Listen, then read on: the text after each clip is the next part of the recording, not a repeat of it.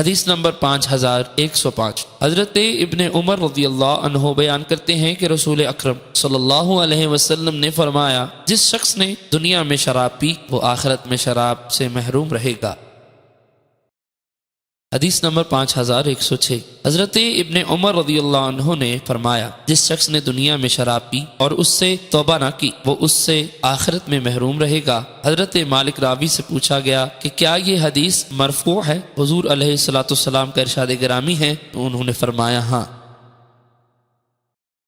حدیث نمبر 5107۔ حضرت ابن عمر رضی اللہ عنہ بیان کرتے ہیں کہ رسول اکرم صلی اللہ علیہ وسلم نے فرمایا، جس شخص نے دنیا میں خمر کو پیا وہ آخرت میں اسے نہیں پیے گا، البتہ یہ کہ توبہ کر لے۔